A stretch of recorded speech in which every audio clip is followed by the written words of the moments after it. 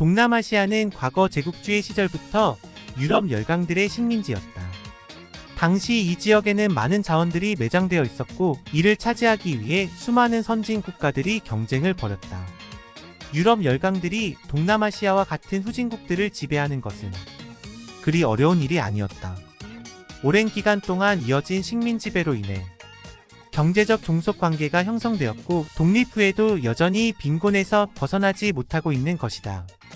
동남아시아는 여전히 개발도상국인가?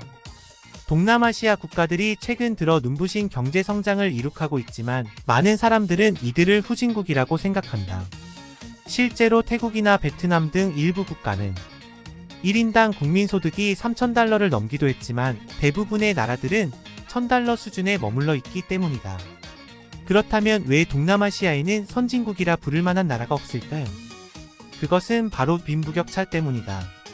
소득 수준이 낮은 다수의 인구와 상대적으로 부유한 소수의 인구로 구성된 사회에서는 필연적으로 빈부격차가 발생할 수밖에 없다.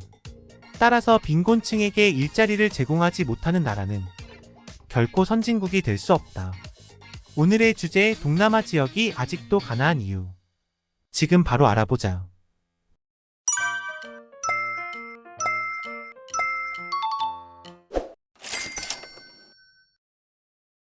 최근 동남아 지역에서 한국어 열풍이 불고 있다는 소식이 전해졌다.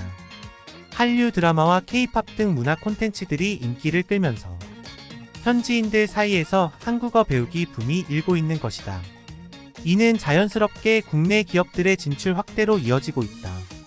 하지만 정작 이곳 사람들의 삶은 그리 녹록지 않다. 경제적 빈곤, 정치적 불안, 그리고 낙후된 교육 환경 때문이다. 특히 캄보디아에서는 전체 인구 중 약 10%만이 고등교육을 받고 있으며 초등학교 진학률도 50% 미만인 것으로 알려져 있다. 태국 또한 문맹률이 40%에 육박하는 실정이다. 이로 인해 많은 어린이들이 제대로 된 교육을 받지 못하고 노동 현장으로 내몰리고 있다. 미래 세대에게 꿈과 희망을 심어주는 일은 국가 발전의 초석이자 가장 중요한 과제다. 따라서 정부 차원의 체계적인 지원책 마련이 시급하다. 동남아시아 국가들이 식량 문제로 골머리를 앓고 있다. 이 지역에는 쌀, 옥수수, 밀 등 주요 곡물 생산국인 동시에 소비국이기도 하다. 하지만 최근 들어 기후 변화와 자연재해 때문에 생산량이 급감하고 있다. 이로 인해 가격이 급등하면서 빈곤층에게 큰 타격을 주고 있다. 특히 베트남에서는 지난해부터 가뭄이 지속되면서 올해 수확량이 크게 줄어들 것으로 예상된다. 태국에서도 지난 4월 말부터 계속된 폭우로 농작물 피해가 심각하다. 필리핀 또한 홍수로 인한 농경지 침수 및 작물 유실 등으로 어려움을 겪고 있다. 캄보디아는 메콩강 유역에서 유입되는 물 부족으로 경작지가 줄어들고 있다. 인도네시아 정부는 자국 내 농지 면적 가운데 약 20%가 심각한 수준의 가뭄 상태라고 밝혔다. 동남아시아 국가들이 경제적으로 성장하고 있지만 이 지역에서 민주주의는 아직 요원하다. 동남아국가연합 회원국 중 필리핀, 태국, 말레이시아 등 9개국은 권위주의 정권이 집권하고 있고 인도네시아, 베트남, 캄보디아 등도 군부 쿠데타 이후 민주화 과정을 밟고 있다. 특히 태국에서는 지난해 말부터 반정부 시위가 계속되고 있다. 말레이시아는 총선 이후에도 전국 불안이 지속되고 있다. 인도네시아도 마찬가지다. 이처럼 최근 동남아시아 각국에서 벌어지고 있는 일련의 사태들을 지켜보면 마치 1970년대 말 아시아 금융위기 당시 상황을 보는 듯하다. 특히 주목할 점은 과거와는 달리 이번에는 선진국이나 국제기구 등 외부 세력이 아닌 자국 내 갈등 때문에 문제가 불거졌다는 사실이다. 현재로서는 뚜렷한 해결책이 보이지 않는 가운데 앞으로도 상당 기간 동안 어려움이 이어질 것으로 전망된다. 이렇듯 현재 동남아 지역 대부분 나라에선 선거로 뽑힌 정부가 아닌 군부가 권력을 장악하고 있는 상황이다. 또한 부패 지수에서도 매우 낮은 점수를 받고 있어 국민들의 불만이 높다.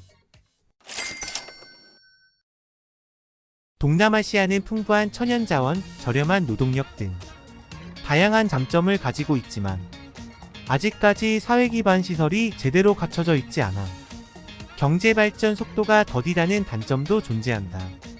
특히 베트남이나 인도네시아 같은 국가들은 도로와 철도 시설이 열악해 물류 비용이 상당히 높은 편이다. 이 때문에 수출 기업들이 많은 어려움을 겪고 있으며 현지 공장에서 생산되는 제품들을 제값받고 판매하는 것조차 쉽지 않다. 또한 전력 공급 사정이 좋지 않아 산업용 전기요금이 일반 가정용보다 훨씬 비싼 경우도 많다. 이로 인해 제조업 기반이 취약해지고 관련 일자리 창출에도 악영향을 미치고 있다. 최근에는 아세안 경제 공동체 출범 이후 역내 교역 활성화 및 투자 확대 움직임이 나타나고 있어 앞으로 동남아 지역의 성장 가능성이 매우 높게 점쳐지고 있다. 하지만 여전히 해결해야 할 과제가 산적해 있는 만큼 정부 차원의 지원이 절실하다. 최근 국제구호 단체인 옥스팜에서 동남아시아 빈곤 실태 보고서를 발표했다.